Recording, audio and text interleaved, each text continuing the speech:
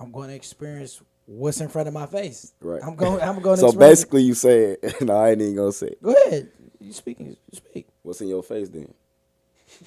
White women. Right. So you. Right. I experience white women. Yes. Right. Okay. Yes. Yes. I have as well.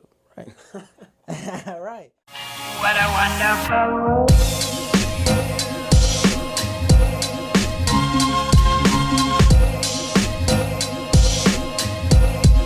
What a wonderful world. Welcome, ladies and gents, to the first ever in-person edition of Betting the Edge. Today I'm joined by two guys I currently share a locker room with at Grand Valley State. One is a player. We've got Bryce Young-Walls. And then one is a coach and former teammate. We got Jake Studdard. How you fellas doing today, man? Doing great, man. Thank you for having us. I'm doing lovely. Glad to be on Bending the Edge. Let's get it going. Let's go. Yes, sir. Glad to have you guys on today. I think the audience is really going to enjoy the wisdom and entertainment that you guys provide on a daily basis. Just to start out, Stud, you want to get into your background, who your biggest influence is in your life, and how you got to where you are today? First off, yes, my biggest influence is my mom. Strong black woman, raised two boys on her own, and we were able to go to college and get scholarships. I started off went to Southfield High, and then out of Southfield, I went to Youngstown State for football. Didn't really like Youngstown as I got like 4 to 5 months into it.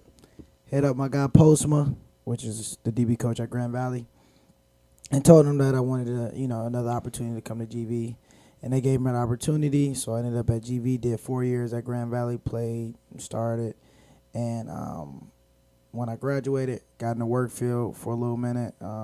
Now I am a coach at Grand Valley State University. Bryce, do you want to talk about your background, who your biggest influence in your life is, and then how you got to where you are right now? Yep. So my background, I'm from Brownsville, Tennessee / Ann Arbor, Michigan.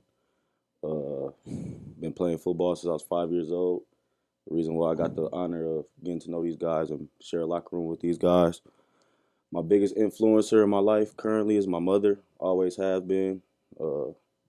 Most of my life she's been a single mother, and she's raised 2 kids on her own as well. And if it wasn't for her, I wouldn't be here today. And I got here because of hard work. I bought into this football life, and I reaped a lot of benefits for it. So I'm thankful, to say the least. You said / Ann Arbor. That was funny. Yeah, I'm both. / I got to rep both, man. / Went to high school at Haywood High School in Brownsville, Tennessee, and went to high school at Ann Arbor Pioneer High School. And you know what I'm saying? I got some record numbers at both of them, so I got to. Which one you gonna wear in your chest? You gonna wear the 731 or the 734? I'm gonna wear both. Choose both. That's hard. Okay. Both of you guys come from areas that were predominantly black. Can you guys talk about your experience coming to Grand Valley, which is a predominantly white institution, and then some of the things you guys have gone through since getting here? Man. Yeah, where I come from is predominantly black, I'm sorry. So, yes, it was a change for me to see, go to a school that was like, I think the school was like, what, 90% white, I believe? Yeah, I think it's 70. But other races. I'm talking about, it's only 5% black. Okay. Yeah, I think mean, this it's school probably only about 5%. 70%. So, okay, about 70% white, Check so our stats. I'm a diverse person. I mean, I fit in. I believe I fit in, wherever I go. So, the experience was fun. It was good to get out and meet some people, some connections. So, I mean, the thing that changed is the women. Right. White women. I know that's probably what he would want to talk about. No, I'm just saying. That's his cup of tea, but it's not even that though. It's like I come from a predominantly black school. right. Black women. All right, so can I put it like this? Can I steal the flow for a second? You got it? Come from a predominantly black, area, my neighborhood. You rarely see anybody white driving around the corner. Like, they don't come to my neighborhood, you know what I'm saying? So, Right. I know just like the whole vibe back home is totally different. Like, the partying and the energy, the music, the culture, like just, it was like kind of like a culture shock for me. But I will say, going into my senior year, I transferred to Ann Arbor Pioneer, which is predominantly white. So I kind of got like a Jiffed of it before you got like here. a little appetizer before like the full course meal, like you could say. So that kind of like prepared me for it. And to be honest, I feel like it's made me like a a well-rounded individual more so because I was used to and getting like I don't know, like I guess you could say like complacent with building relationships with people who look like me versus like, you know what I'm saying? Like you never know if I never would have went to Ann Arbor Pioneer Kindergarten Valley, I never would have had the honor to get to know Lava or I could think of Tyler Bradfields, Luke DeLongs, like Cole Katopkas, like those guys. I'll invite them to my weddings. I'll invite them to things of that nature. Like those are my brothers, and so to piggyback off that and kind of like off what you were saying, like there's pros and cons with it, and I just feel like it's made me a more well-rounded person. It's tough because where I come from, like it's like I was more prone to doing certain things, and I don't know, it just kind of like was like a culture shock for me personally. Right. Yeah, so your gift of it was like my gift of it was like my appetizer was like me going to Youngstown State. That was a predominantly white school too. Right. So I was getting the gift of it in college, with all the with the white kids, and it was like they took me to some experience that I'd never done before, and I'm like, this shit fun. Right. Like tubing, like I could think of so tubing. much stuff that I've done that I never would have did back home. You know what I mean? Right. So Right. like there's definitely cons to it because like sometimes you want to be around like people who look like you but like if you want to be honest, like right now in our world, like people that look like us aren't doing positive things like this. You know what I'm saying? Like I ain't even like trying to shit on my culture or nothing, but you know what I'm saying? Sometimes you gotta go out, you gotta get out of your little bubble and go reach some more. It's true. It's definitely a big thing, kind of getting to know people outside of getting outside your comfort zone. Most people kind of just hang around who they grew up along. For you guys, it's black. For me, it's mostly white guys. So coming to like a college football locker room is kind of nice because you get so many different people from so many different backgrounds, and that's just you really feel like you can go into the real world because you kind of feel like you've communicated with like a good majority of like the people out there. So exactly. I think that's definitely an advantage. Bryce, I know, kind of getting into your background, I know you've lost over the most recent couple years. You've lost a few close friends of yours at young ages to violence. How's that impacted your life, and then how do you live with that? I wouldn't. It definitely impacts my life and motivates me to do better. You know what I mean? Like I know their parents and their friends and their cousins, aunties, and I know how that and like even like they boys, like they're my guys too. Like how that taste that it leaves in your mouth, you know what I mean? Like I never want to put my people in that situation. So it kind of motivates me to get out and do better. Like that's the biggest thing. Like it definitely hurts, but you know what I'm saying? If we go back, like way back, our people been dying to stuff like this for years and generations. You know what I'm saying? It's like a never ending cycle. But so it's nothing that you can really like harp on and dwell on. I know I've done that in the past and probably like cope with it in bad ways and stuff like that. But you know what I'm saying? The only thing I can do, I feel like, is keep doing what I'm doing, and that's how I can. Those guys that's looking down on me, that's how they can, you know what I'm saying, appreciate me, and I appreciate them for the life experiences I had with them while I had with them. Be the example for the next generation. Yeah, that's the biggest thing. 100%. And that kind of gets into my next question. You were kind of talking about the cycle, and I come from like a upper middle class area in the suburbs where there's a lot of structure and a productive environment. Going to school, getting jobs, etc. Graduating high school, graduating college is like the expectation. Like if you don't do that, like what are you doing? Right. I've certainly had struggles as well, and it's not like easy by any means. But yeah, like I said, it's expected of me to graduate high school, expected me to graduate to college, get a decent paying job, start a family, and all that. And it's not necessarily the case in all areas. Like you don't always get those privileges in just good environment overall to produce that. So how important do you guys think it is to break this cycle when coming from a rough area? You mind if I started? Go ahead. I think it's very important, and it's like on guys like me and Jacob to go back into our communities and start giving them that type of like information and that type of educate. Like it's only so much we can do, but it starts with guys like us, like to break the cycle, like people who look like them, who have grown up in the same circumstances as them, probably went through like the same type of stuff as them and did the same type of stuff as them, but is doing something better now. And I feel like it's like, to be honest, not enough people who do that. So that's I commend Jake for doing what he's doing, Stud, with the coaching, because that's one way you can do it. You know what I'm saying? With recruiting and looking for guys and like doing camps and all type of stuff. Like football is what saved me, and I know football can save a lot of other black males, young black men. So like that's my part, but it's a lot that comes with it, and I mean it's a battle, like it's an uphill battle, and we've been fighting this battle for generations, like that we've already mentioned. It's just about us going back into those communities and feeding some positivity to them and motivating them to do better with their lives. All right, I feel you. From my view, I'm gonna say if you have the opportunity to break the cycle in your family, please do it. Because one, it's an opportunity to be somebody in life to somebody that's not doing so well. Is you can be a role model. You can be all these things. That's great to people.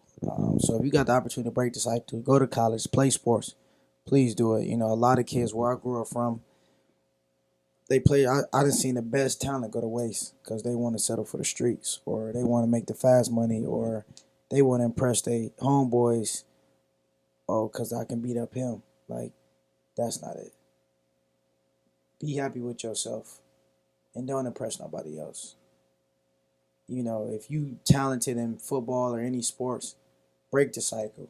Go to school, get your work done, because you don't want to settle for fast money, quick money in your 20s, because what you going to be doing at 30, 35. You know what I'm Right. saying? So it's like you want to start a family in 20s, you go blow that from like 21 to 23, then from 25 to 30, what you struggling, you this, you that. Break the cycle, go to college, play sports, you know, enjoy your childhood in the right way. That's what I'm gonna say. Yep. If you got an opportunity to break the cycle, break the cycle. Everybody is born with the same 24 hours and opportunity of life. Take advantage. I'm gonna touch on the this question or topic a little bit more. A lot of times, those guys like not seeing people that are in positions of leadership, seeing people who are in positions of doing things like that are beneficial to them and their family. So just if you're out there and you're listening and like take some time out your day to talk to a kid that you might feel like is going down the wrong path or something, because a lot of times it just takes a little bit of time and example. So Yeah, true. Cause me now, before I even went into coaching, one of my goals, it's still my goal. I wanna build a youth center.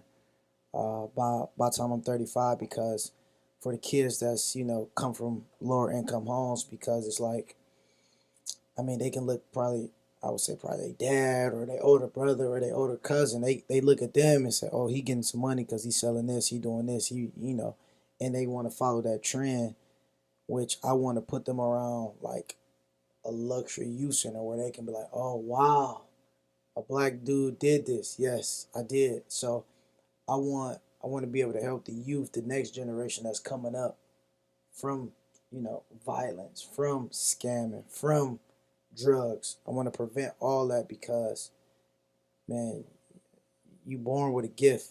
You just got to put the time and the work in, and you never know what can happen. You can feed your family for the rest of your life in a good way. NFL, NBA, MLB, anything. So Yeah, I think that's some great perspective from you guys. I definitely commend you guys for doing your part to break the cycle. I think a lot of some of my audience from where I'm from doesn't really understand what it's like to come from those areas, and I think in general, a lot of times you're a product of your environment, and then sometimes people don't come from the best environment, so it's a lot harder to get out of that struggle when everybody around you is just kind of doing the wrong things, and it's kind of hard to just it's kind of you got to have a little courage to most definitely. go outside the box and go against the grain to what everybody else is doing. Just kind of on the same topic, 2020, as everyone knows, was an extremely rough year racially, COVID. I was just kind of wondering what effect did the year of 2020 have on you guys, and then how it changed you, or if it didn't. I'll start us off. 2020 definitely showed me like that patience is a virtue. Like, no matter what may be going on in America, in the world, like, you know what I'm saying, your opportunity's still there. Like, for me specifically, COVID-19 stopped us from having a fall 2020 season. So I was planning on playing my last year eligibility, getting my degree, and it put everything like on a hold. So like I just been telling myself on a day-to-day basis, you know what I'm saying, just be patient, like it's coming, it's coming. And you know what I'm saying, you look up now we just finished our last fall camp practice and we're about to go put on some pads and face some other guys in Georgia. We don't even care nothing about them. But, you know, just being patient, like 2020's definitely been tough. Like I'll just talk about some of my examples, like what I've been doing. Like I had to work a factory to keep food on my table, like working the graveyard shift. So I had to make some sacrifices and stuff, and I'm just hoping that, you know what I'm saying, it pay off. Plant that seed, watch it grow. Yep, yep. So I think 2020, what it did to me, it really made me realize like you can't take life for granted. You cannot, you know. So When it first started, I was living in Nashville, Tennessee, and I didn't, I thought it was fake. Honestly, when it first started, I'm like, what? Like, I didn't think nothing of it. And so my transition of moving back home, you know, one of the underlying conditions that was getting it is people who had diabetes, and my mom had diabetes. So what I did, so I moved back home, and I told her like, you know, groceries I'll go get. Like I would do everything. You just stay home because I see that the virus, the COVID was serious. So we got put on lockdown, and it just made me realize, like, man, life is crazy. facts. Like you was healthy one day, and next you get COVID, and now you on ventilator. Like it was crazy. I couldn't believe it. So I was trying to move protocol what the governor was telling us to do, but the main thing, I ended up getting a job, and I was working from home, and like I didn't leave the house like a month, 2 months, and it was like, bro, what? I'm literally like locked in my house. We have a curfew. It was crazy, but it made me realize that you just can't take life for granted. And what I tell, like, do the right thing, and live life to the fullest. Because right now, life is day to day, and just live it up and just have fun and just be yourself. But do the right thing, please. Do the right thing. Yeah, wear your mask, social distance, cause like personally, like within us, I'm sorry for cutting you off too. Uh, is like getting a test every day. Like we have to go to the field house and or Kirkhoff and swab our nose for 15 seconds every single day. And like as soon as somebody don't do the right thing, it messes it up for everybody because then now his position group is gonna have to quarantine and then potentially like the whole offensive side of the ball, like just thinking like as far as, you know what I'm saying, my side of the ball goes, like it's just like COVID-19 has changed everything versus like you used to be able to just walk in the football center, not have no concerns and just take care of your business. Now it's added on like a whole nother like level of difficulty and it's already hard being a college student athlete. So it just made it like that much harder with us having to do that stuff as well. And on top of that, it took away a season from us. Like we live for this. Like football is our life. You know what I'm saying? Like running out the tunnel in Lover Stadium on a Saturday night is what we do everything for. Like we do so much hard stuff for months and months at a time for that time period. And COVID-19 said, F that, you know what I'm saying? So it's made it hard for all of us. Like I know for you because Jake, you're potentially like a NFL guy, you know what I'm saying? And you had one more semester before you could potentially change your family's complete like living situation. You know what I'm saying? So like just for people out there, you should put yourself in other people's shoes and really appreciate what he's doing. Appreciate what we're doing because this is not easy whatsoever. I got a question for y'all. Since we on the pandemic and talking about COVID, what's one thing y'all learned during the pandemic? Sitting at home all day. Like, what was one thing y'all learned? Yeah, I would just this kind of transition to what my answer to this would be. I would just be like, I would just say, just taking the little things for granted, just like those little nights out with the guys, just like when you're like locked up in the house for like at the beginning of the pandemic, like March, like when you're not seeing anybody for 2 months, That Tough. shit was not fun at all. You know what I Tough. mean? Just like the Yeah. little nights out, all that, just seeing people, just like it just made me realize the value of people and relationships, and it's just life is not meant to be just stuck inside your house. Like At all. I know like it's gonna take a little while to transition back to like the new normal they keep saying, but like I don't know, I do not enjoy this at all. The way life was before, I think was like hard enough, but man, I really miss that, and I maybe take that for granted. It just made me be grateful of everything I had, all the people in my life. That's just really what COVID made me learn. I'll answer that question too, Stud. I feel like in my life, whether it be good or bad, like I had full control over like whatever situations may have presented itself. Like I said, whether that had been good or bad. Like the pandemic has showed me that I don't have like no control. Like I feel like at any given moment, you know what I'm saying, like something can change and I just had to adapt. So learning how to adapt for real, because I think for a while I just was just living my life and just doing what I would do. And now it's like, now I got to do what he say do. And I mean, I live on like a schedule. When we got coaches and stuff, you got to listen, follow their directions and follow the rules and regulations of the law, obviously. But like just as far as like how I live my life and how I go about my life, you know what I'm It's up saying? to Like you. it's always been up to me, you know what I'm saying? But now it's like I got something over my head, like you got to live like this way. So I'm trying to adapt to that for sure. Yeah, I think adversity testing us in a ton of ways this year, and I think they keep saying now that we got through this year, we can do anything. But I think it's really true. Just like you said, just like it's never been so much out of your control this year. Just having a whole. If you would have told me in March or April that my whole senior season was going to be postponed the whole year, I would have.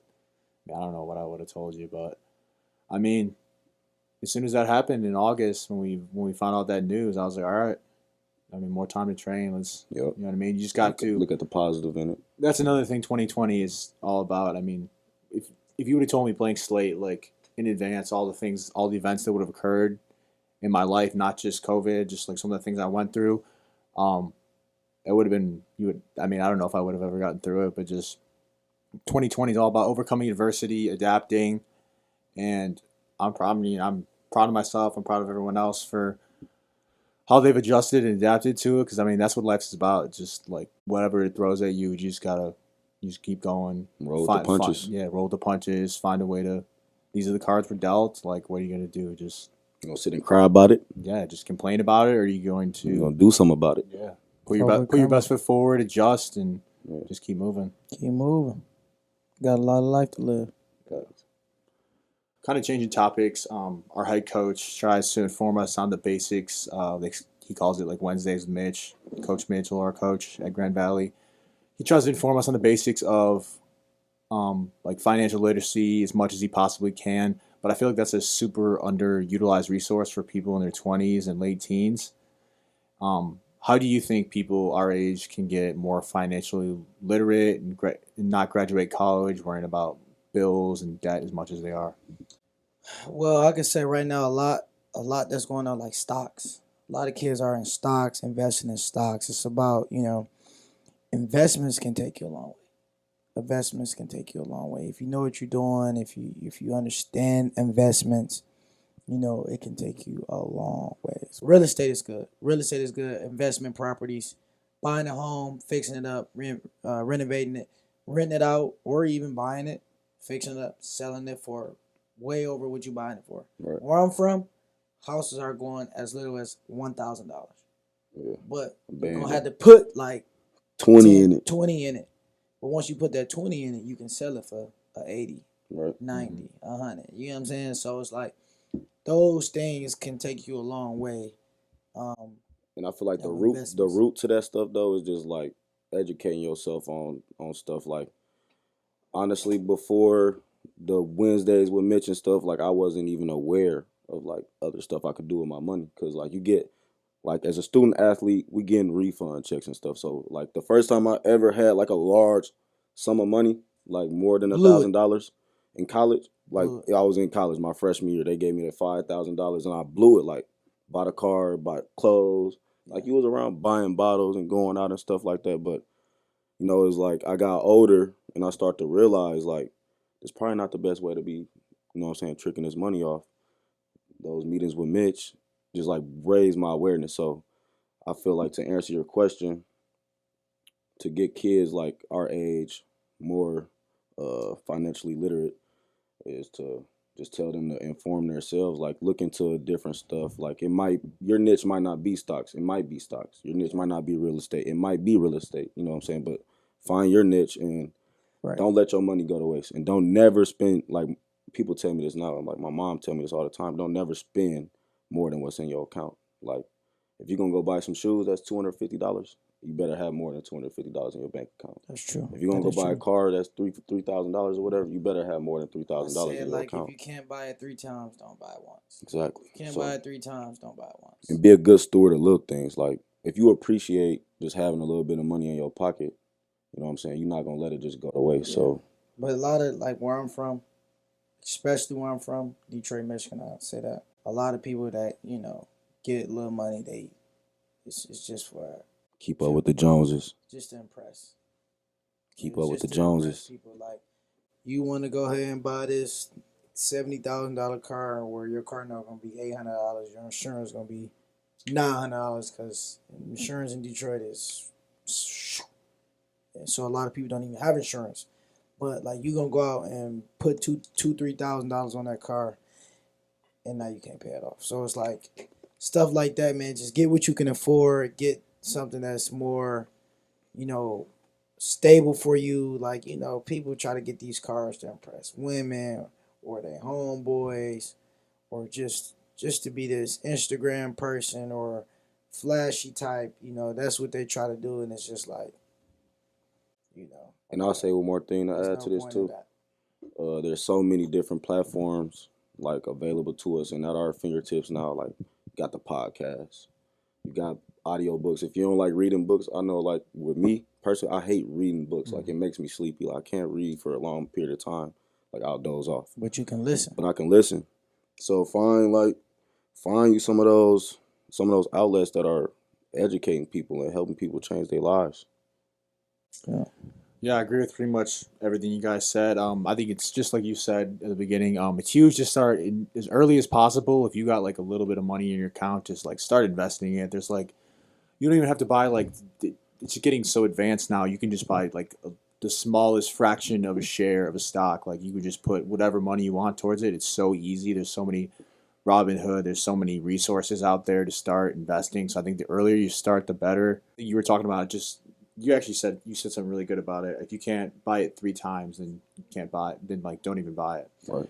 I think it's really important to put money towards the right things. And just because you have it in your account, like don't spend it. If you really want to thrive throughout your career, now is not the time to put money towards like material things. It's okay to treat yourself and like dress nice here and there, but like that comes after you pay your expenses, invest money, save money. Like those are all more important than getting the newest pair of Jordans or whatever. You know what I mean? Like I think in your 20s is the time to kind of put that stuff off to the side, so you can like accumulate more wealth through investments or whatever. You shouldn't worry about clout, impressing others. A lot of people are trying to portray this image of wealth and that they're doing well, but a lot of the people who are actually doing well aren't buying all these things. They're putting money to the side, investing. You know what I mean? Like Smart. most of the people not most of the people, but some of the people who are trying to portray this image that they're wealthy, like really aren't doing that well in reality. So just kind of talking about the same thing I was talking about. You guys were touching on it too. Balling on social media versus balling in real life, 2 different things. What are your guys' thoughts on this? What perspectives do you have? think, like, can I start? So balling on social media, I see people do this all the time, and it blows me. Like, if I don't even want to like take no shots at nobody. I ain't even gonna speak about nobody specifically or nothing. But I mean, it's bogus to you, and it's bogus to the people around you and stuff. Like, if your stuff not in order, why are you even, you know what I'm saying, doing that? Why are you portraying this image that you got it like this? And like, a lot of time people even look at them and be like, "Damn, I want to be like that," and they're not even the right person that you should even be looking up to because they're not even doing nothing. You know what I'm saying? For real, they just make it look good. But Right. I'm not. I'm against the balling on social media. I haven't posted anything on Instagram in like months. Well, I'm gonna say this. I feel like it's okay to post an achievement, or like you bought a car on your own, and like, hey, this is my first car. Yeah, that's cool. But like people that post money or like Blows me. don't. That's for what? What you doing it for? Go put it up, man. You giving it away? I'm like, what you gonna post a stack of money for? For what? To get a girl to say like, ooh, damn, like no, that stuff don't matter. Like Clout is a hell of a drug. Like it is because everybody people want get clout addicted to it, nowadays. Like, and I'm not even saying like that. I would like. I've probably been guilty of doing stuff and like what I'm saying, flaunting stuff that I've had, but and a lot of time it be the people who ain't never had nothing for real. You know what I'm saying? There you go. But I don't know. It's just like I kind of been having to reel myself in and like limit some of the stuff I be putting out there. You know what I'm saying? Because because I know how I think now about people who do it. Like I don't want nobody thinking like me about that. You know what I'm saying? So I'm definitely against that. I feel like a lot of people should use their social media platforms in totally different manners. But who am I? You know what I'm saying? All right, so I agree with a lot of what you guys said. Social media is not real life. It's really unrealistic to think that everything that everyone is posting is like a true image of what their life is like.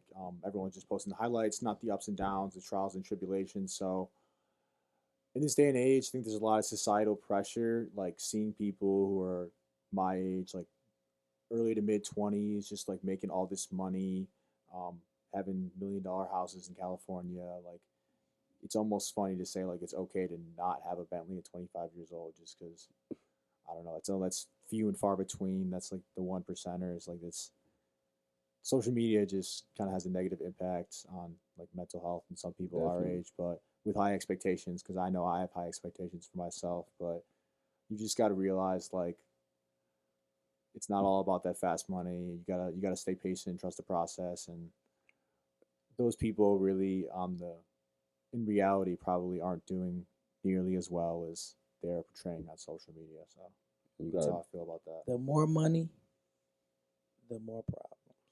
and you gotta do what you're destined to do. Like you gotta do what you're called to do or what you feel like is best for Mm-hmm. you. So like just because you see those people living like that and stuff, like I think you just hit it on the nail, Jake, with mental health and stuff like that. Like social media has definitely messed up a lot of people's like perspective and probably like the love that they have for themselves. You know what I'm saying? Like I feel like it knocks a lot of people down. Like they're already down, but then them seeing people live the way they live, and it's like, dang, like why I couldn't be like that. You know what I'm saying? But All right. just focus on what's for you and do what's best for you and be happy with you. Like, and that's all that matters. Kind of looking at the analytics of my podcast, it's almost all males. We have a lot of male listeners on the show, and luckily we have two guys who are experienced and well versed with the language of women. What perspective do you guys have to offer on women that you think the audience should know? This cup of tea, man.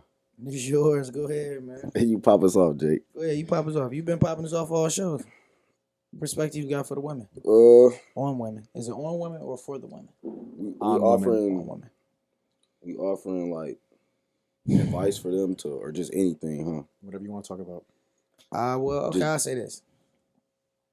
Women are always going to be there, one.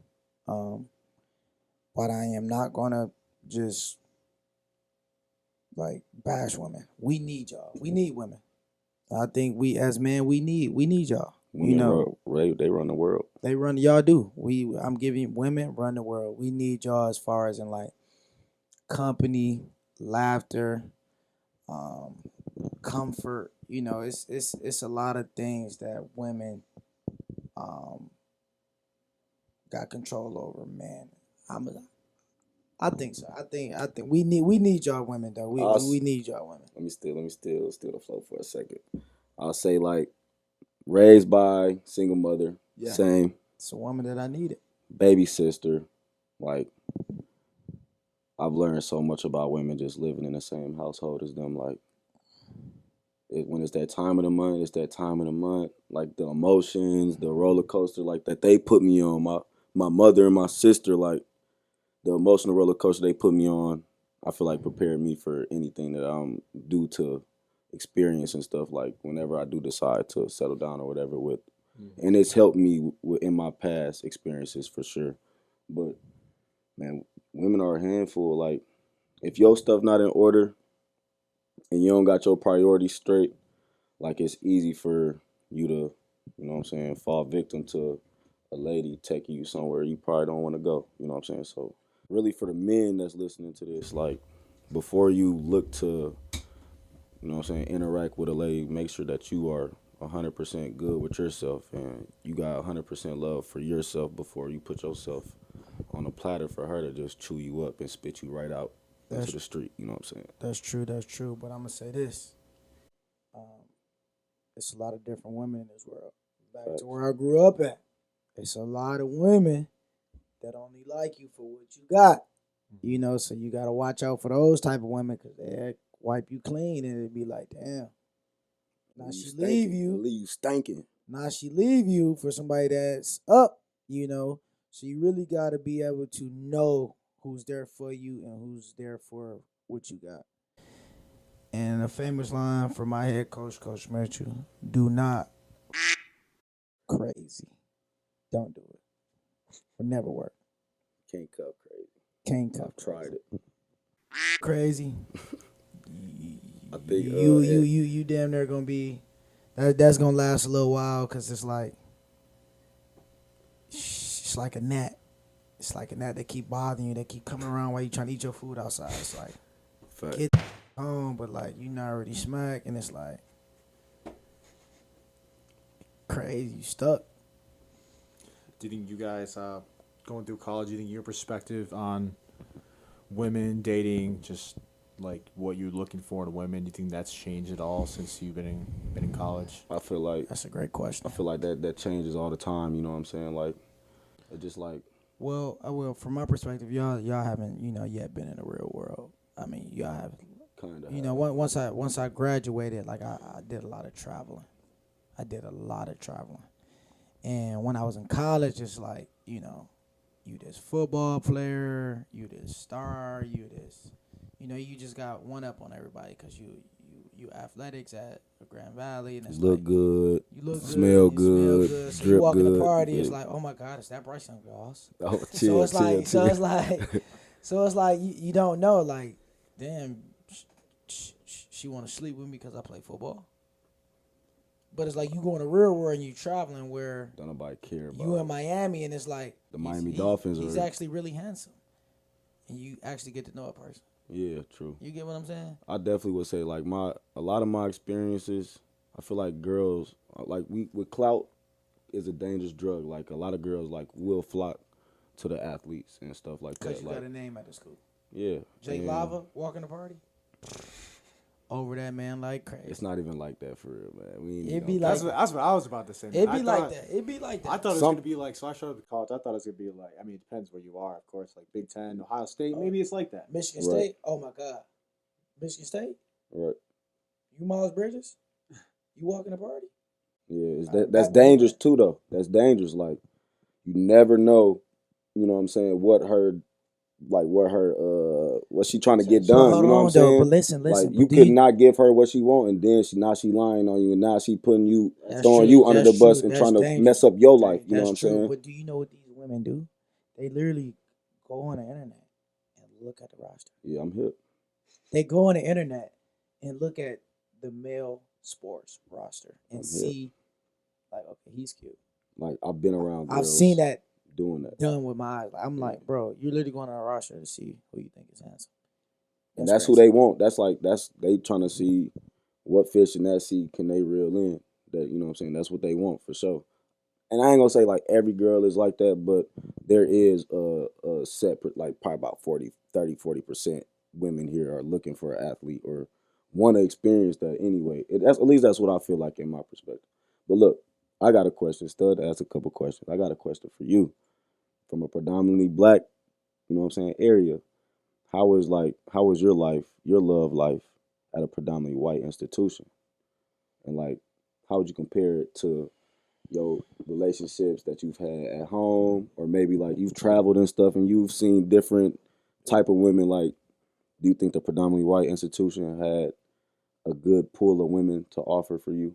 Like, Well, I mean, you just experience different things. I mean, I got thrown in a different fishbowl from where I'm from to here. You know, you just experiencing different things, and it's like, you know, I am a man that was young at one point and that lived a college experience, so I had my fun, and it was like I'm going to experience what's in front of my face. right. I'm going to So experience. basically, you saying, no, I ain't even gonna say it. Go ahead. You speaking? You speak. What's in your face then? White women. Right. So you. Right. I experienced white women. Yes. Right. Okay. Yes. Yes. I have as well. Right. Right. And I mean, nothing but is- it's tough out here it's for not- us, man. Like, I but love it's my nothing- black but queens. Like, I love my black queens. I but it's not- prefer black women, but it's like so hard for me. Like, that's why I asked that question for you. Like, cause it's Right. tough for me. Right. Like, when I think about the woman that I want to marry, and we're gonna touch on this topic a little bit later. Like, when I think about the woman that I want to marry, like, it's gonna sound kind of weird, but I kind of want her like my mom. You know what I mean? Like, I Mhm. want to be able to cook like her. I want her to be able to like. I want to. When you think about this woman, like you want to have kids with her. I want her to be able to be a mother like my mother was Right. to Right. me. Right. You know what I'm So saying? you saying a white woman can't cook? I ain't saying that. I'm asking the question that I you ain't just said. saying that. But your mom is black, And you we said throw you want a down woman- like soul food, like Right. You saying a white that's woman? like my taste. Like, But I'm saying a white woman can't. I'm asking. Can a white I woman? haven't met one, so you know what I'm saying. If somebody can show me one, like then, you know what I'm saying. Like for my taste buds, you know what I mean. I think the one thing I'm going to add to this, I was talking to this with one of my boys, Johnny Williams. Shout out Johnny Williams. Shout out Johnny. He was just, we were kind of talking about like mixed race dating, all that, and it's just kind of like at the end of the day, because he was saying like, I mean, he likes women of all, appreciates women of all cultures Ethnicities. or whatever. I do too. I mean, I do too. Ethnicities. I do too. I appreciate all race of women. Facts. I think You I think know. I think there's beautiful women of all races, but at the end of the day, just kind of like you were saying, you're kind of attracted to someone that's kind of similar to you. You know what I mean? Just Exactly. kind of, That I can that you're familiar with. So is it That I can- preference or discrimination? preference. Definitely preference. Okay. Like I want to be able to bring her around my family and fit in. Yeah.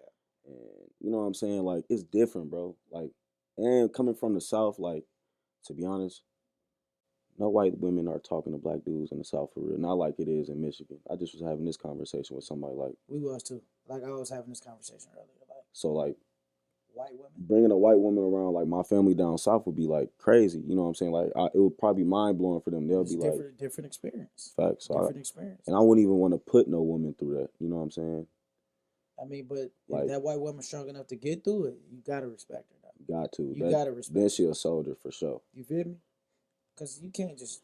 Some white women are. You just never know. It's all about CB. When I'm dating a chick, it's all about the vibe. If I don't get tired of you through a whole day, or like I can hang around with you all day, I'm cool. No matter the race, no matter none of that. If we vibing, laughing, and just enjoying each other company, I'm cool with it. No matter what your race is, I'm cool with it. But gotta stay Back to true you, to the Robert. black queens, man. Yeah, the black queen. I'm gonna tell you the Right. difference between a white woman and a black woman. If you ID with a black woman, I think they're just a lot more, from what I've seen, they're just a lot more like Right. upfront, honest. yeah, that's what I'm saying. I was, Yeah, I was for just sure. about to, I was just about to go down through that. Like, if you ID with a black woman, and you say you don't like this food, it's going back. Yeah. She gonna make sure that food go back. Waiter. Come here, this ain't right. We don't want this. Take it off the bill or give her something else. White chick, it's okay, honey. We can go somewhere else. That's the difference. I just think a black chick is more like just aggressive. I say more aggressive. It's just Yeah, I say that too. aggressive. Sometimes like I be needing to just be getting put in my place. You know what I'm saying? Put me in my place. Tell me what I need to do right. Tell me what I did wrong. You know what I'm saying? So what you saying? You don't like the yes woman? Yeah, definitely not. Like Okay. you gotta have like some Some- grit to you. Gotta Like be some pushback. Yeah, got some to, pushback. got to. For sure. Some pushback. like I can't always have like I can't always pick what we eating. I can't always pick what's on the TV. Like tell me what you want to watch on TV. Tell me what you want to eat tonight. Like Tell me to turn off these goddamn ESPN. You tell watching? me that. Yeah, we watching like, The Bachelorette tonight. Okay. Exactly. Exactly. Like for sure that. We've all been on Facebook, social media. It just seems like we're getting older in our early and mid 20s. Seems like every day more and more people our age are getting married, having kids. How do y'all feel about people our age getting married, having kids? When do you guys think is the right time to start thinking about that for you personally? And like, do you think there's pressure? There was like 4 questions in there, but just kind of sort Yeah, through I'll and try to answer as you must. Well, I mean, I think Scared. I'm at the stage where I want to be able to find the one that I want to have kids with, move forward with, and get married. You know, because I mean, in a blink of an eye, shit, I'm gonna be 30. Y'all look up, like, you know, life move fast. Life move fast, you know. And honestly, I can honestly say I'm at the point where I don't know my wife. I don't even have an idea who I think my wife gonna be. I don't even know have an idea who I think I'm gonna have a child. I don't know none of that right now. But I think I'm at the day and age where I guess I need to start figuring that out because I want. So you would say like roughly like between 25, 30 for you? Yeah. Like that's your goal. I want a kid before 30 for sure. I'm the type. Kid and at least be engaged. Right. I'm the type of person like I don't want to put no age on it. You know what I'm saying? That's how I feel for sure. Like I just want to like if it happened for me at 40, I'll be satisfied. You know what I'm Yeah, saying? I mean, Like yeah, I'm not in that's no true. rush. Like I want to make sure before I do decide to do any of that thing, like the marriage or kids or anything of that nature, it got to be the right one. True. And I feel like I'm just gonna be a little cliche, but like I just don't feel like I found the right one. And when I do find the right one, I feel like I'll know it. But who knows? You know what I'm saying? Mm-hmm. But like I haven't had not one female that I felt like just swept me off my feet. You feel me? And I just was like all in with her. Like I haven't had one single female in my entire life where I felt like that. So right now it's tough for me. I don't even think about that. I'll be more so focused on like just doing what I feel like I need to do to put myself in a position to support a family. Even though I don't have a family, but I'm trying to work to that. That's like my biggest priority right now. Right, and back what you said earlier, like out of 10, I'm at like 8 with my life. Like once I get to 10, then I feel like I'm gonna be complete. To add somebody else to my life, I'm not all the way there yet. I'm at about 80% happy with my life. Once I get to 100, then I'll be ready to fuck it, slap it down with a kid, wife, house, all that. So about a year or two, I know for a fact though, I will be a great husband and a great father whenever that time is presented. and I second For that. sure. I will be a great husband, a great father, And we're gonna raise some demons, man. a great leader. I'll be a great leader, Athletes, and I'm just the smartest in the leader, classroom. man. All on, you know. What you think? You be a great father, a great husband? Absolutely. Amen. For me, I'd say getting into college, I was just, I don't know. I enjoy my own presence. I'm very I enjoy being with the boys, everything, but like I like my alone time and everything. So I kind of Introvert. like enjoyed my time being single, having fun, but just kind of getting older, getting into my last year of college. I don't know. I'm kind of looking. Not that there's any time on it. I think it's important to wait until you're ready. Wait for the right one. But I mean, when it happens, it happens. You know what I mean? I feel like I said, when I was getting into college, I kind of want to like, oh, I want to push off. I want my 20s to be fun and everything. And like when I'm 30, then I can start looking for a wife, having kids. But as you don't want to be too picky. You don't wait too long. I think a lot of the great women, if they're really like that beautiful, that great of a personality, I think a lot of them are going to be snatched up by age 30. So I want to wait around. I want to wait until I find till I'm ready, till I find the right one, till it feels right and everything. But like, I don't want to put an age on it or anything. Just kind of like, it's just kind of a feeling. So that's just how I feel about that. And then like having kids, I feel like that was something that intimidated me. And I still don't feel like I could be a great father right now. But then again, I've seen guys who, one of my college roommates just ended up having a kid last year, and I would have never expected that. But I mean, you just kind of He's like. a great father. I'm sorry to cut you off. I'm talking about one of my teammates from. Oh, I thought you were talking about Pettis. My bad. Oh no, but yeah, him too. Just like life kind of comes at you fast, and you kind of just like we were saying earlier with like COVID, just it's just completely different. But like, you just adjust. You know what I mean? That just kind of changes your whole life. And I mean, I'm not looking to have a kid, but I mean, if it happens, it happens. You speaking about, all of the women would be snatched up by age 30. Yeah. What's your type? What's your type of woman? What are you talking about in terms of what? In terms of like, you know, Personality type? who Jake Lava can see himself with. Like, what type of woman that you think fits you? I can't really think of personality traits, but just like I feel like someone who just compliments me well, just vibes with me. You know what I mean? Just like makes me a better person, but also like accepts me for who I am and just appreciate. Like I'm kind of like a different like goofy guy, and it's just someone who like sees that, loves that, accepts that. That's just kind of what I would love. Someone who's got a good sense of humor. That's always a great thing. Yeah. That's a good one right there. I That's like a good one right there. when he said somebody that can help me be better but still appreciate who I am. That's good. felt that. That's heat. That's heat. tough. Yeah. That's It's all about relationship. I mean, I've only been in one relationship. It's all about like teamwork, just kind of like right. But finding that compromise. Like nothing's ever going to be 50-50, but you just got to like be able to work through and That woman, get through the tough times, you know? that woman that's gonna push you to be the best man you could be, 100%. adding value to you. Yeah. That's not what taking you need. away.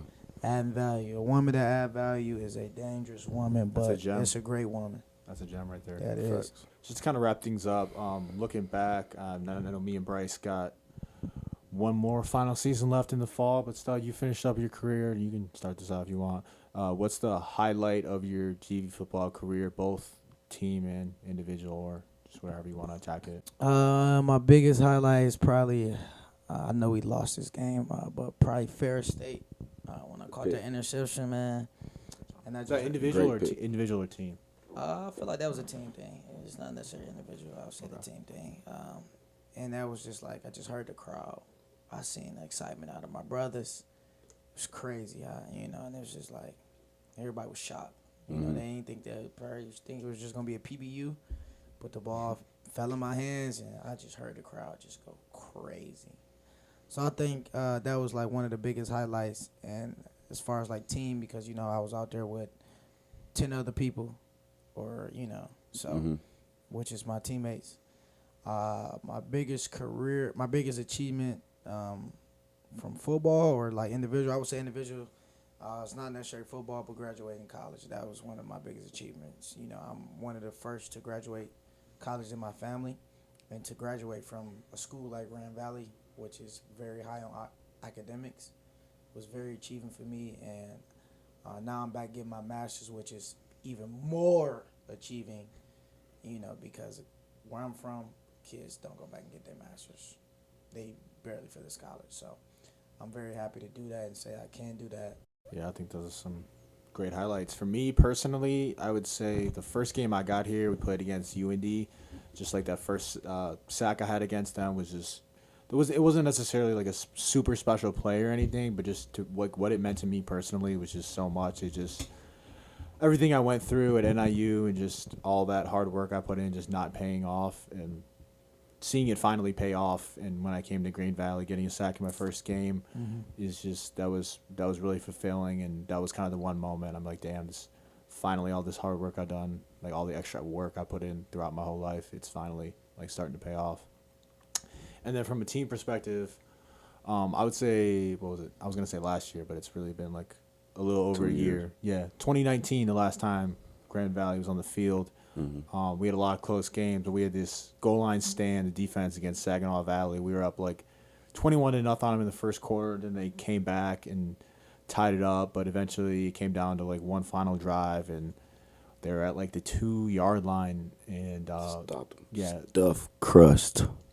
stuffed them and just going off the field on a goal line stand as a defense. There's no other way to go out, and that was a really fun, great achievement in front of a roaring crowd, Lower Stadium, and that was just probably my favorite team achievement so far in my career. That's what's up. Hey, you remember that game, UND? You say your first game, Yeah. 2018. Remember you smacked the quarterback and I caught the pick? Yeah, I Folded think him. so. Yeah, no, that was actually that was Hendricks. Hendricks did that. It sure was. It sure was Hendricks. It was Hendricks. Yeah. Hendricks only played a couple Hey, he games. was but I tough, remember. bro. Yeah. Hendricks was We used to nice. all be roommates, me, Lava, and Hendrix. Yeah, Hendricks. I forgot. And Nigel. My bad. False information. Shout out Nigel Brooks. Shout out my boy Hendricks, man. Hope you doing well out there. I'll say I'll start off with the team achievement. winning the GLIAC championship That back in 2017, 16. 2016, sorry. That was it. Went as soon as I got that ring, gave it to my mom. Like, she still holds on to it, wears it like on her little necklace. So, you know what I'm saying? That's definitely the biggest. Like, I've never won. Like, I've lost my whole life, you know what I'm saying? Like, but that was like a very like fulfilling moment. Like, I felt like a winner finally. You know what I'm saying? Like, everything, like kind of like what you said, like everything I've done and all the hard work I've given into this sport, like it finally like paid off. You know what I'm saying? So that was a dope memory. Like, I wasn't even like a huge part of that team.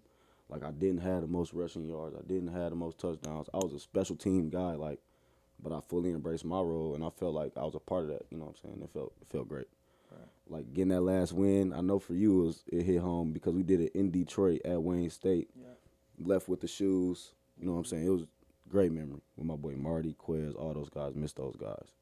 That was our last. Yeah, that was our last game. But when we figured out that we won, we was at Saginaw Valley though. Oh yeah. You're right. When we figured out we Yeah. won, we was at Saginaw Yep. Valley, Yep. and we won that game. Yep. We got that news, Yep. and that was love right there, man. So I say that's definitely the biggest team achievement that I've had within football. And personal, I'm not sure. You probably remember this game. I don't even know if you were transferred here or not yet.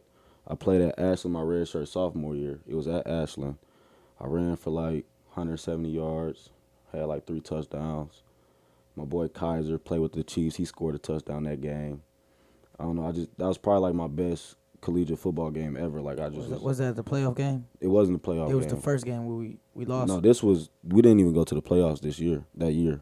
So this is 2017. Yeah, 2017. My redshirt sophomore. The last year Marty played too. Okay, yep. Yep. So I just had like Marty was obviously like the premier I got back and kicked out stuff. that game. Yeah, for targeting. Yep. Yeah, I was out. Yeah. Okay. Marty was like the premier back, but he was a little beat up, and I got the opportunity to tote the ball a lot that game and score some touchdowns. It was fun. We lost, but like even after that game, like the coaches came up to me and like, "We'll go to war with you any day, like any moment, whenever." They got my back and I got there, so that was dope. Well, some great memories, both individually and team-wise. Hopefully, me and Bryce as players, you as a coach, hopefully we can do something to one-up those in our senior years. It's going to be a big year for us, big year for Grand Valley football, and we're really looking forward to it. Let's do it. Let's do it, man. That's all we got for today. Hope you enjoyed today's episode. I know I had a great time chopping it up with these guys. Make sure you get locked in with these guys on their social medias if you guys want to let them know where they can find you. You can follow me on Instagram at B_YOUN9,